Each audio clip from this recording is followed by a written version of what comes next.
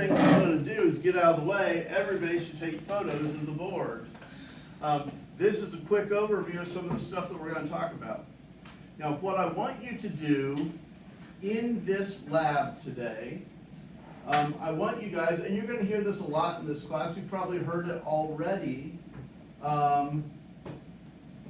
because it takes so long to flip back and forth between the camera and the computer, I'm going to have you guys pull up the study guide on your phone, so we won't do a lot of flipping back and forth. Right now I'm flipping over to show you the study guide, but we're going to very quickly come back to the board. Everybody ready? So this is how long it takes. This is why I don't want to waste time flipping back and forth, back and forth. I don't know why it does, because on East Campus they've been wired so it's like instantaneous. Boom, boom. So we're not lucky. But this is the study guide for histology that we're going to go over today. Everyone good with that? And the first objective on it is name the 4 primary tissues found in the human body. Well, that photograph you took, it's got that. The 4 primary tissues are the epithelial tissue, connective tissue, muscle tissue, and nervous tissue. Are we good? Yep. All right. And I've already got details about all of those. So we're going to talk. Yeah, I came in early to write stuff on the board so it'd be ready. But we're going to talk about all this stuff. And as we go through the objectives, those of you who have your study guide up, your histology study guide, you'll notice that just like when we did the parts of the body, there's a list at the end. There's a table at the end, and it says what you need to know. Now, I'll make it really clear. This table 1 is 4 different epithelial tissues, okay? In fact, I'll go up to the objective number 2. Know the function and location of the 4 epithelial tissues listed in table 1. Now, if you look in your book, there are a lot more types of tissues than that. But, you've already learned this from the first test, what am I probably going to do the test questions on? The things in the study guide I'm supposed to teach you. So for epithelial tissue, those are the 4 I care about the most. I might do one of the others, but those are the 4 I care about the most. Does that make sense? The ones in the table. So where it says on table 1 that for each one of these 3 tissues, the simple squamous, simple cuboidal, pseudostratified columnar, and stratified squamous, that you need to know their function and location, those are the most important questions about the epithelial tissues. Does that make sense? All right, so we got that. Now let's talk a little bit about epithelial tissue. There are some things I want you to know about epithelial tissue, and I'm going to write something down that I'm sure I don't have on the board yet. Looking for a red marker. Here we go. I want red because we want to talk about blood. The short version is it doesn't have any. You with me? Epithelial tissue, I'm going to use the nerd words here, but it is avascular. That's a U, I promise. Avascular, which means without blood vessels. It's avascular and innervated.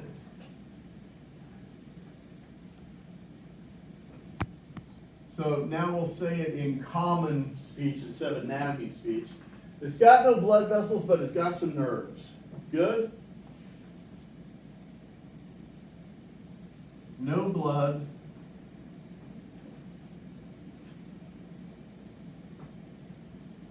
Some nerves. Now when we say some nerves, I'm going to go for your lab book, and I'm going to show you a picture. We're going to use a picture on chapter 5. I'm actually going to use the picture from skin in chapter 6, even though this is about chapter 5. The reason is they have a real nice picture. I said something nice about your lab book. Pretend to be shocked. It won't happen a lot, but they do have a really good picture here on the nervous system, on the skin. And what I'm zooming in to try and show you, I'm going to move it again so I'm out of the, we still have white space you can see. in the skin, we have these things called dermal papilla at the top of the dermis. Remember papilla are like finger-like extensions that stick up? And they have nerves in them. A lot of them have nerves, not all of them. Some of them have blood vessels in them. But we also have nerves that go up into the epithelial tissue. So this is dermis, and once we cross up into the purple, we're epithelial. You can see we have nerve endings that go into the epithelial tissue, yes? So that's what I mean when I say innervated. Good? Most of the nerves may be down below in the dermis, but there are nerves up in the epithelium. None of these blood vessels are going to cross up. None of the blood vessels go into the epithelium. Good? All the things we're talking about in epithelium and skin is this top part here. All right? Anyway, but if you're taking notes, that is figure 6.1 on page 134. I'm putting my glasses. 124 in your lab book. Good? Clear? All right. I'm not seeing people write that down. That's okay. All right. So now, let's talk about the epithelial tissue. I gave you an example of innervated but avascular. You've now seen it with a picture of the skin. Let's talk about it. When we are talking about epithelial tissue, there are three things that we care about. And they're, by the way, they are the headings for tables 5.1, 5.2, 5.3 in your lab book. Okay? Table 5.1, I should write that in. So you know, these are tables 5.1, 5.2, and 5.3. Everybody good? And table 5.1, it talks about the layering. When we talk about tissue, it could have layers or not have layers. If we've got just one row of cells all attached to the same basement membrane, we're going to call it simple. You with me? If it's got more than that, we're going to call it stratified. So let's draw a little picture here. Say we've got some collagen fibers here forming a basement membrane, and above that we've got some cells. And we'll give them big round nuclei. We'll talk about that later. This would be a simple tissue because it's got one layer of cells. Do you agree? Now,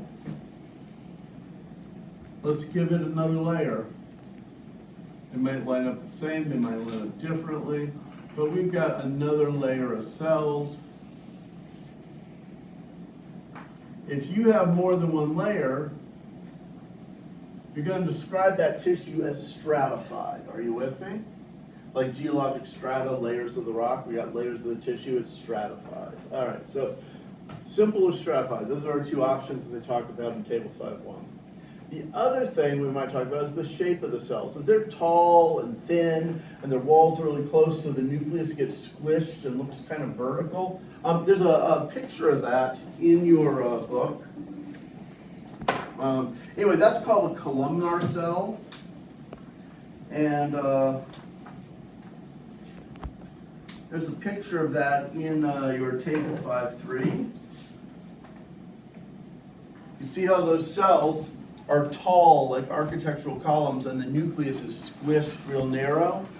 The shape of the nucleus is real important when we're talking about cells and tissues, because sometimes, like in this photo, you can't get a nice focus to make out all the membranes, but you still know these membranes are really close together because, what was it doing? Don't do that to me. Because the nucleus is squished all tall and narrow. Does that make sense? If you have an oval nucleus, you have a columnar cell. Good? Good? All right. So, columnar cells, tall and thin like that. Now, you might have cuboidal cells. When they say cuboidal, the cell is about the same height as width, and the nucleus, I'm going to draw this nucleus better, the nucleus is very, very round. So if you have a very round nucleus, it's probably a cuboidal cell. And again, your textbook has some examples, has some good ones.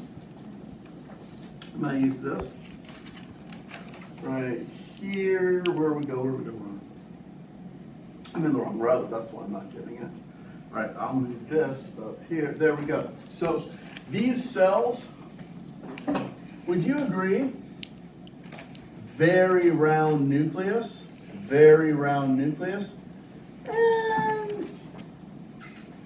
kind of about the same height as width. Some of them, like this one right here that I'm working on, very much so. Some of them, of all the tissue types, the ones that I most like, use your imagination, is the cuboidal cells. Because this clearly is a little taller than is wide, but it's still a cuboidal cell. Are you with me? When you see a round nucleus, you should be thinking that is a cuboidal cell. Good? Now I'm going to show you another view. What you're looking at, I'd be like 99% sure, is a kidney tubule. I don't think they say it in this picture. Yeah, they don't say it, but they do say what they're used for, secretion and absorption, all right? I'm going to show you another picture on the next page, on page 95, I think it is. I shouldn't have taken my glasses off. Yeah, on page 95, this is also cuboidal cells, and it is the same thing. In the picture on page 93, you're looking at a kidney, even though they didn't label it, I guarantee you. You're looking at a kidney tubule with a cut down the tube. Good? In the picture on 95, you're looking at the same thing. You're looking at the kidney tubule, but now you're looking at the cut going across the tube. And that really shows what I'm talking about. The nice round nucleus, the nice round nucleus. But let's talk about the cubeness. Would you agree this shape is not very cube, it's more trapezoid. This is more rectangular. This is more trapezoid. This one is not a proper cube, but it's a flat rectangle to the side. All of these are still cuboidal cells. Like I said, you have to use your imagination. This is simple cuboidal tissue. Simple, because we got one layer. The wall of the tube is one layer thick. Cuboidal, because this is all considered to be cuboidal, even if some of them are more trapezoid-like. Are you with me? Does it make sense? So when you hear something about cuboidal, this is a use your imagination to get the shape. All right, so we talked about that. The next one we're going to talk about is squamous. All right. And squamous is super easy. It's probably my favorite one. Yes, you're allowed to have favorite cell types.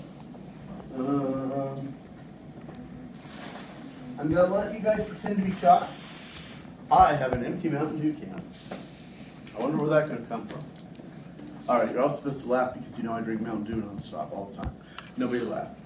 I'll pretend that you like my bad jokes. You do understand, if you don't laugh at the jokes, I'll just try harder and it'll be worse for everyone.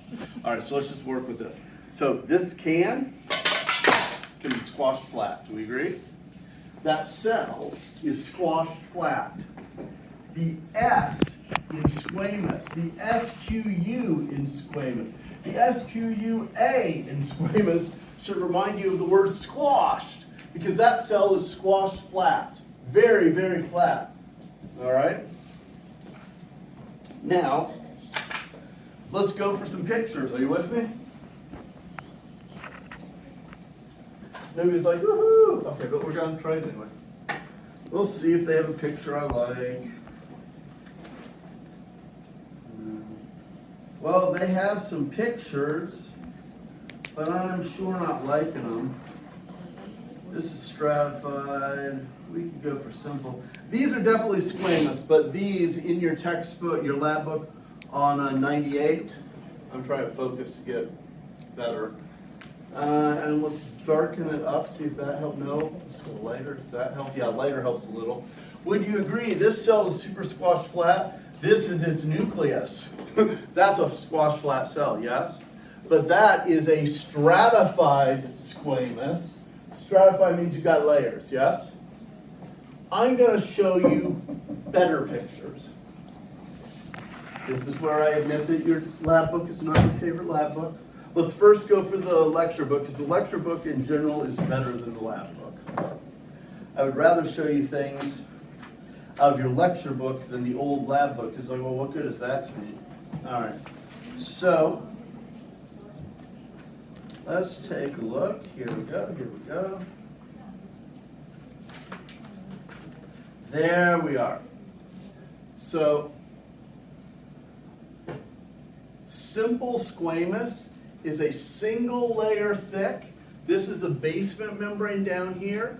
And we have a single layer of cells on top, and they're very flat. There's the nucleus. Everyone good? That's a pretty drawing. This is the real thing. That's your lungs. You know why we wrap our lungs in ribs? Because they're really delicate.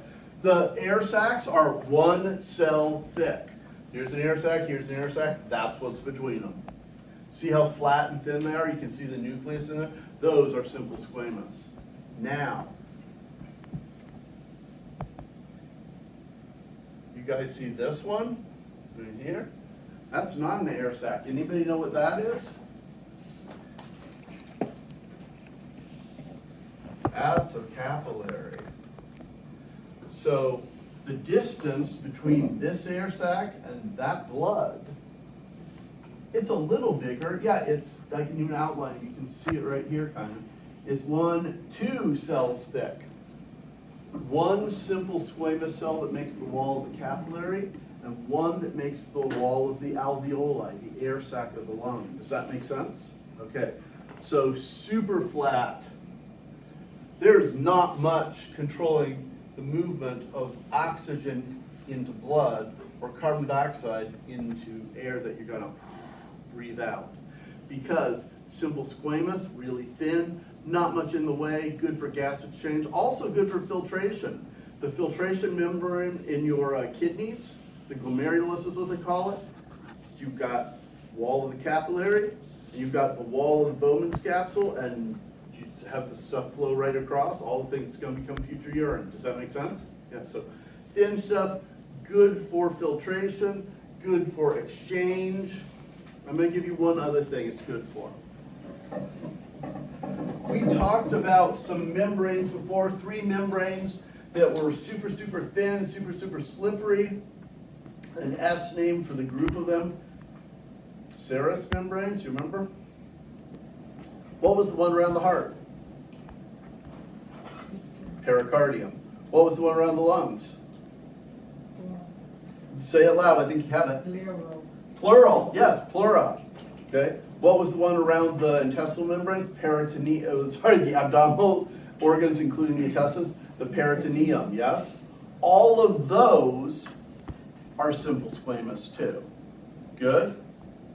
All the linings of blood vessels, lining of the heart, flat, slippery, smooth, those are simple squamous. Good? All right. So would you agree we've talked about locations where there's simple squamous? And that was one of the things on the table. The other one was function. The function is easy gas exchange, no surface things that cause resistance. Good? All right. So simple squamous, really good at exchange, really good at filtration, stuff like that. And we've done one of the 4 epithelial tissues on the table now. But we talked about squamous. I'm now going to talk about one that is on the table. But it's a shape we haven't talked about yet. We've talked about columnar, we've talked about cuboidal, we've talked about squamous. Now we're going to talk about pseudostratified. Are you with me? So we're going to draw us a tissue. I'm going to draw a tissue up there. We're going to draw us a tissue down here. We've got some collagen fibers that form the basement membrane. And we're going to draw it tall. And you might say, oh, he's drawing columnar tissue. All right, so this, oh, it's columnar tissue. I'm going to divide it like that, and we'll still say it's columnar because it's taller than it is wide. Do you agree? But here's the thing. Columnar tissue, you'd be having this go on with the nuclei. Do we agree? Do we agree? Now watch something really weird, something really strange. This would be simple columnar. This would be stratified columnar. You agree? Here comes the weird stuff.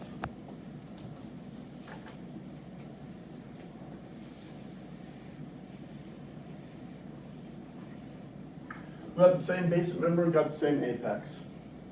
We're going to say we have some cells that are shaped like this, some that are shaped like this, some that are shaped like this. They don't even reach all the way to the apex. They're just like that.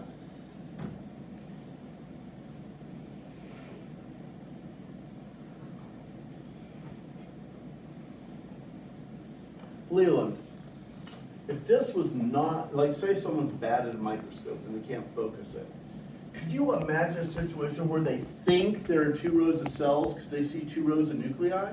Yeah. Yeah. Okay. This is not stratified tissue, but it is pseudo-stratified. It's fake stratified. It looks kind of like it if you're not paying close attention, if you're not focused enough to see the membranes. How do we know this is actually a simple tissue?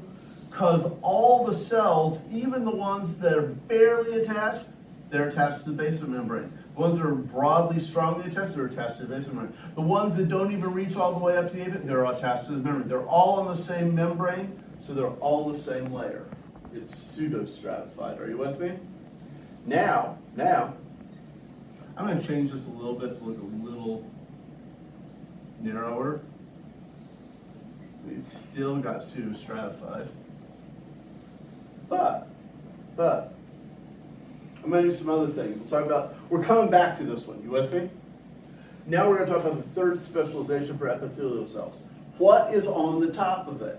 If it's got cilia on it that beat to cause things to move, think like the lining of the fallopian tube. We got an ovary, we got a uterus, we got to move an egg from here to there. We have the cilia making a current to wash the egg to the uterus. Does that make sense?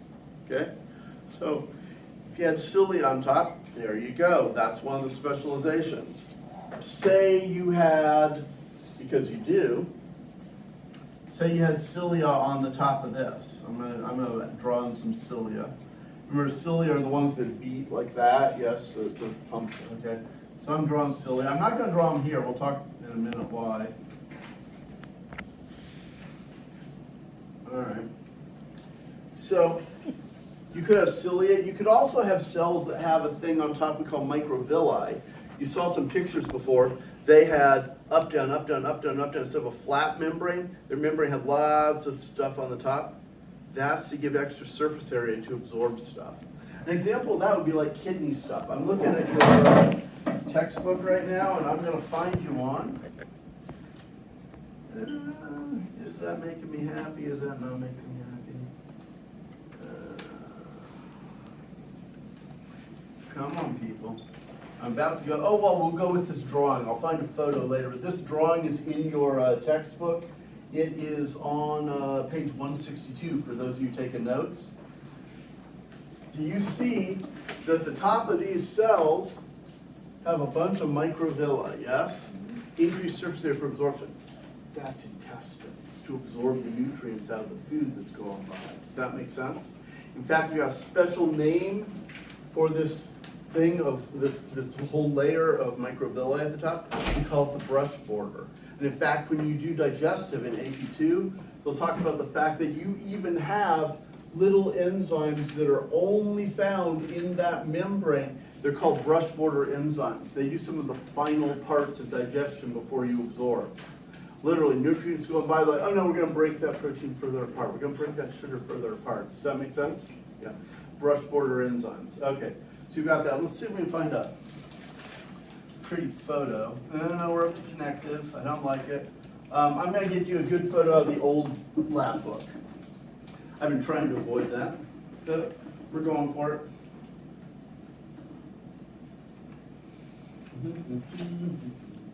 So this is the old lab book's picture of simple squamous. Same thing, lung tissue. See how beautiful it is? See the little capillary? here,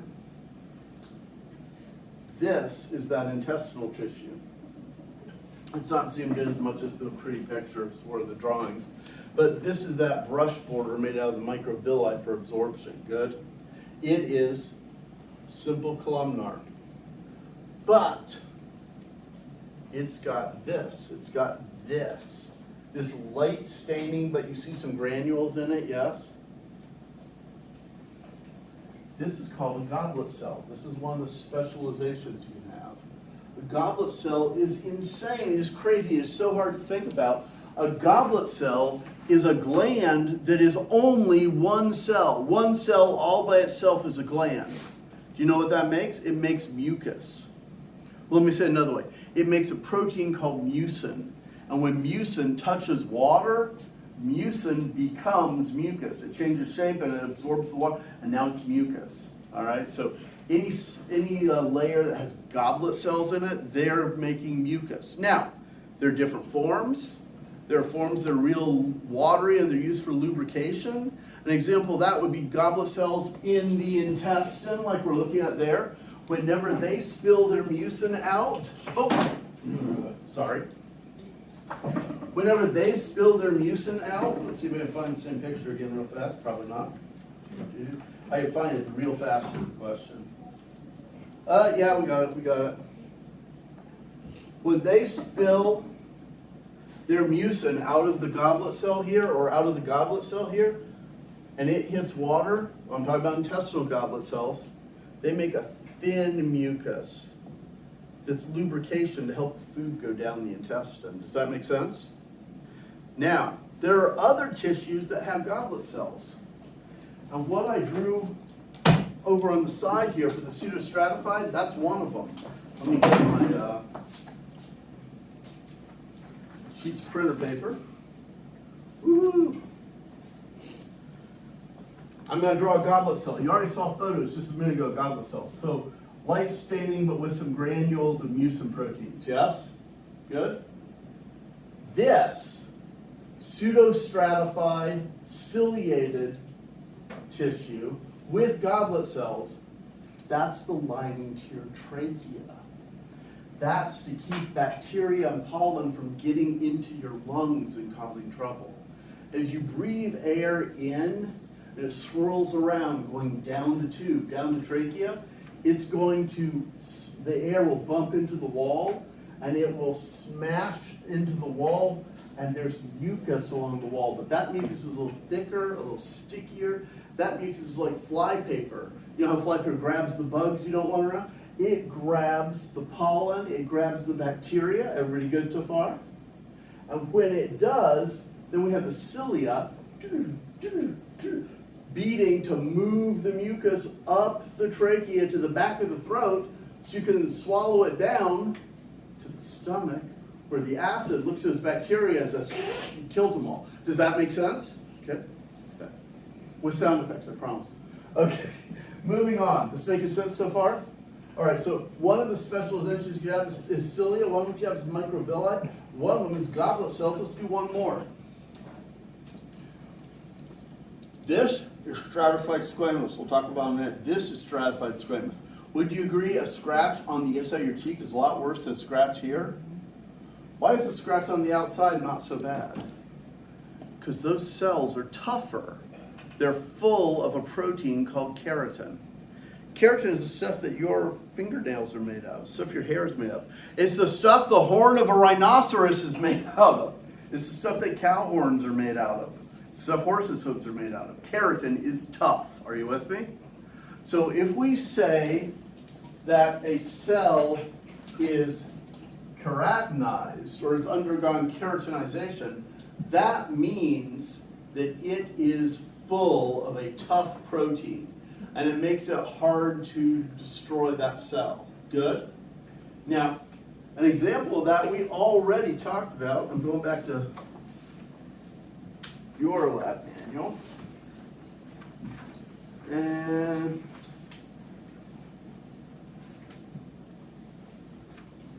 let's get back here.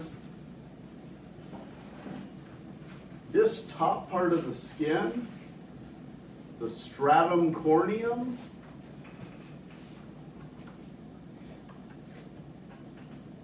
Yeah, come on, focus. This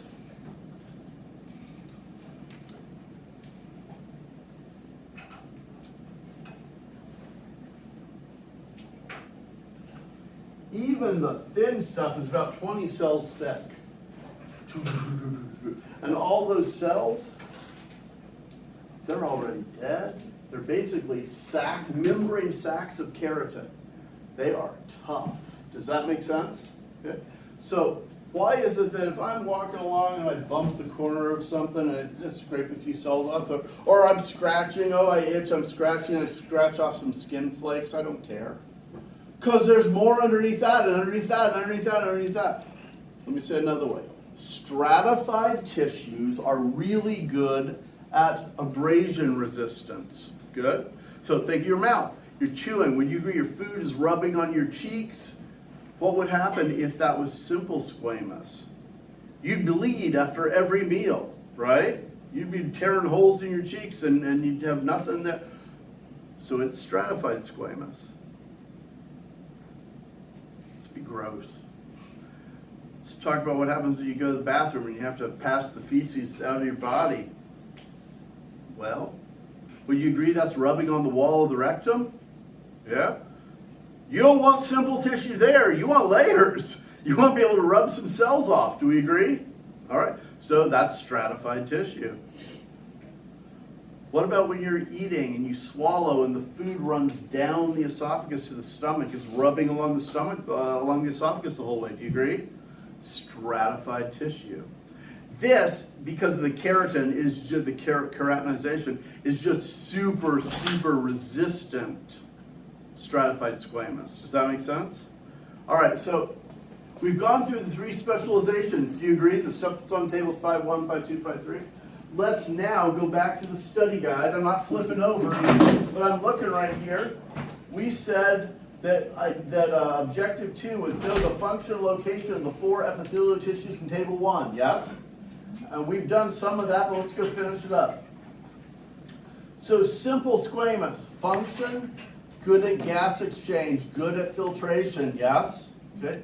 Locations, glomerulus of kidney, location, lungs, location, lining of blood vessels and lining of the inside of the heart. Why? Super slippery. Lining of the organs as serous membranes. Why? Again, super slippery. Does that make sense? Are we good? All right, so we've done simple squamous, and you know what it looks like, right? You've seen the picture? Yeah? Okay. Guess what? On the test, or on the quiz, I might ask you, here's a picture. What is that? Oh, it's simple squamous. Or I might say, where is this located? Or I might say, what is the function of simple squamous? Something like that. I can ask all different ways. Does that make sense? Are we good? All right. The next one is simple cuboidal. We've done that. We talked about that one. Kidney tubules are the main one, yes? Kidney tubules are where we do a lot of exchange. We do a lot of absorption and secretion. A lot of the kidney tubules, a lot of the cuboidal cells are doing that.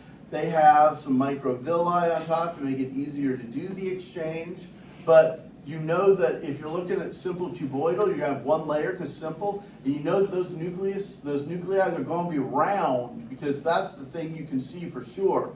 The cell shape, the cube, depends on the way the slide was cut and you're looking. But the cell will have a round nucleus. Everyone good with that? Yep, okay. All right, the next one, pseudostratified columnar. And I'll just tell you right now, with the cilia, this is going to be the lining of the trachea. Good? Pseudostratified columnar, that'll be trachea for the location. Function, goblet cells to make the mucus, cilia to move the mucus away. So you can swallow it down and kill the bacteria. Are we good? Yep, not enough nod, are y'all with me? All right. And the fourth one that says no is stratified squamous. Abrasion resistance. Anywhere you got abrasion, you want to have layers so you can rub some off and not have a problem. Does that make sense? That's what stratified squamous is for. So where? Our skin, but also the inside of our esophagus, the inside of our rectum. I didn't say it before, but let's be honest, the inside of the female reproductive, well, not the whole thing, but the inside of the vagina, there is friction, there is abrasion, so you have lined with stratified squamous. Does this make sense? Everybody good? Okay, so would you agree we have done the 4 epithelial tissues that are listed in the study guide? Yep? All right. I'm going to do 1 or 2 more that aren't in the study guide. I'm going to use your lab book. I'm going to flip back to it. All right. So in your lab book, we're going to that table 5.3. And in 5.3, I want you to see. No. That's. Here we go. Yes. Transitional epithelium. Transitional epithelium can transition. It can change shape. So let's draw this because this is some strange stuff.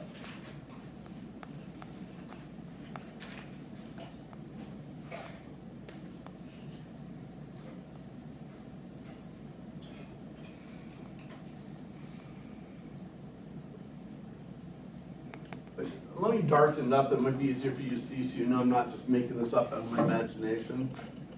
You see the outside of the cells better now? Yeah? Okay. Would you agree these cells are cuboidal-ish at the moment? But they've got really arched apical surface, the surface towards whatever is going on in there. That's the lumen of the bladder. That is the bladder when it doesn't have any urine in it. But when it fills up with urine, we have a visual aid.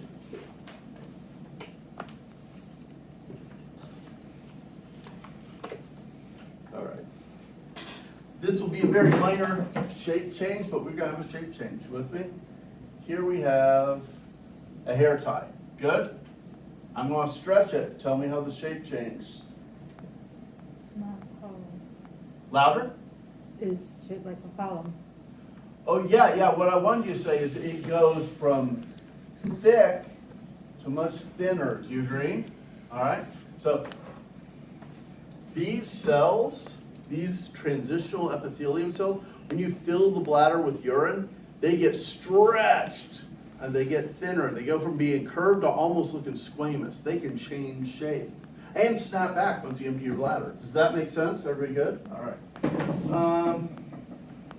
That's it for epithelium. We got lots of other types, but those are the biggies I'm going to focus on because those are the ones that are in the study guide. Now, I'm going up to objective 3. Identify the 4 epithelial tissues as viewed under the microscope. We have examples probably set up over there. Let's take a look. Make sure.